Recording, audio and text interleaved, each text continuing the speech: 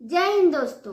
कैसा हो यदि आपको मालूम पड़े कि कुछ स्थान पर रह रहे कुछ आदिवासियों को बलपूर्वक उन्हें वहां से विस्थापित कर दिया जाए। ऐसा ही कुछ देखने को मिल रहा है हमारे भारतीय राज्य छत्तीसगढ़ में। तो आइए इस निर्मम घटना पर नजर डालते हैं।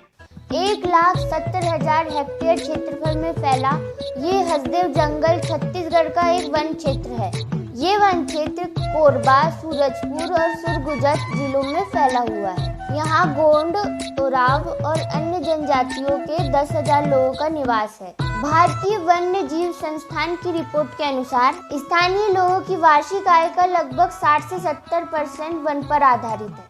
ये जंगल गरीब आदिवासियों और देश के सबसे अमीर आदमी के स्वामित्व वाले एक खनन फर्म के बीच की लड़ाई का क्षेत्र बन चुका है। आइए कुछ रिपोर्ट से जानते हैं कि हसदेव का दोहन किस प्रकार चालू हुआ। हसदेव जंगल में कोयला खदान खुलने का सिलसिला 2010 से शुरू हुआ। 2010 में केंद्रीय वन, पर्यावरण एवं जलवायु परिवर्तन मंत्रालय ने हसदेव जंगल को खनन प्रतिबंधित एवं नो गो एरिया घोषित किया था। फिर इसी मंत्रालय की सलाहकार समिति ने खनन की अनुमति नहीं देने के निर्णय के विपरीत जाकर परसा ईस्ट और केते-बासन परियोजनाओं को अनुमति दे दी, लेकिन जिसे नेशनल ग्रीन ट्रिब्यूनल ने 2014 में निरस्त भी कर दिया। भारतीय वन्य जीव संस्थान की रिपोर्ट के अनुसार हसदेव अरण्य समृद्ध और जैव विविधता से परिपूर्ण एक वन क्षेत्र है। वर्तमान संचालित परसा ईस्ट और केते-बासन कोल ब्लॉक को बहुत ही नियंत्रित तरीके से खनन करते हुए बाकी पूरे हसदेव अरण्य को नो-गो एरिया घोषित किया जाए। और इस रिपोर्ट में एक चेतावनी भी थी कि यदि इस क्षेत्र में किसी भी खनन प्रोजेक्ट को स्वीकृति मिलती है तो मानव हाथी संघर्ष को संभालना लगभग नामुमकिन हो जाएगा। इन सब के बावजूद परसा कोल ब्लॉक का काम शुरू कर दिया गया और ये अलॉटमेंट राजस्थान सरकार को दिया गया और राजस्थान सरकार की राजस्थान राज्य विद्युत निगम लिमिटेड कंपनी ने इसका एमडीओ अडानी को बनाया और अब अडानी की कंपनी यहाँ से कोल ट्रांसपोर्टेशन का काम करती है। और अब शुरू होता है सियासी खेल। राहुल गांधी मोहनपुर, कुदमुरा और लेमरू पहुंचे और वहां के ग्रामीणों से कहा, हमारा सिर्फ यही कहना है कि हम विकास चाहते हैं और उस विकास में हमें आप लोगों के बारे में भी सोचना है, आदिवासियों के बारे में भी सोचना है, जंगल के बारे में भी सोचना है, जल के बारे में भी सोचना है और आपके जीवन के बारे में भी सोचना है। और फिर कांग्रेस सत्ता में आई और भोले भाले आदिवासियों को लगा कि अब खदानें हसदेव में नहीं खुलेंगी, लेकिन जो सोचा था वो हुआ नहीं। कांग्रेस की सत्ता में सितंबर 2022 में प्रशासन ने बलपूर्वक 3 हेक्टेयर के 8,000 पेड़ काट दिए और इस चीज का भाजपा के नेताओं ने खूब विरोध किया। लेकिन तत्कालीन उप मुख्यमंत्री टीएस सिंहदेव खुद हसदेव पहुंचे और आदिवासियों से वादा किया कि अब हसदेव में एक भी पत्ता नहीं कटेगा। वक्त गुजरा और 2023 आया और छत्तीसगढ़ प्रदेश में भाजपा सरकार भी। 13 दिसंबर को भाजपा के नेता विष्णु देसाई ने मुख्यमंत्री के रूप में शपथ ग्रहण किया और शपथ ग्रहण के 7वें दिन ही हसदेव जंगल के पेड़ों की हत्या शुरू हो गई। और इस बार 3-4 हेक्टेयर नहीं, 91 हेक्टेयर के 15,307 पेड़ों की हत्या की जाती है।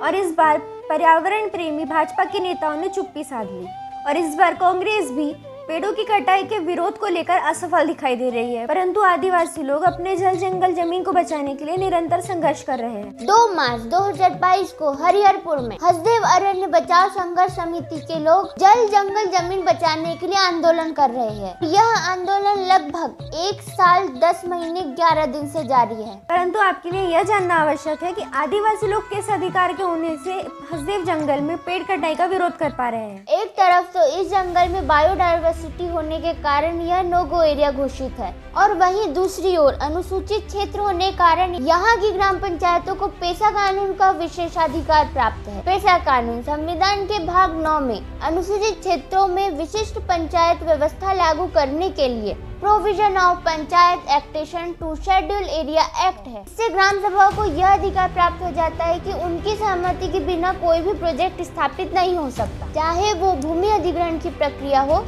या वन भूमि के डाइवर्जन की। लेकिन ग्राम सभाओं के फेक प्रपोजल बनाकर यह भी इंश्योर कर लिया गया कि पेशा कानून को फॉलो किया गया। इसलिए हसदेव अरण्य की ग्राम सभाएं राज्य और केंद्र सरकार के वन मंत्रालयों से इन फर्जी प्रपोजल की जांच की मांग कर रही है। सुप्रीम कोर्ट के एडवोकेट प्रशांत भूषण ने कहा कि जैसे कि आप सभी को बताया गया है कि हर तरफ तो आदिवासियों के अधिकारों का हनन किया जा रहा है। एक तो ग्राम सभाएं करवाई नहीं गई हैं और वे लोग जब शांति से अपना विरोध प्रदर्शन कर रहे थे तो उन्हें रोक दिया गया एवं कुछ लोगों को गिरफ्तार कर लिया गया एवं वहां पर पुलिस भेज दी गई ताकि पेड़ काटे जा सके। आदिवासियों के हकों को छीनना और उन्हें विरोध प्रदर्शन नहीं करने देना यह ठीक नहीं है। यह जरूरी है कि सारे देश को इनके साथ खड़े होना चाहिए। देश का पर्यावरण इस तरह से नष्ट नहीं किया जाना चाहिए, यह अन्याय है। आदिवासियों के लिए जहाँ जंगल है वही उनकी आजीविका है और वे लोग जल जंगल जमीन को ही अपना सर्वस्व मानते हैं और वे लोग उनकी पूजा भी करते हैं और उनकी रक्षा भी करते आए हैं। जहाँ माइनिंग होती है 10 साल के बाद वहाँ एक गरीबी का क्षेत्र बन जाता है।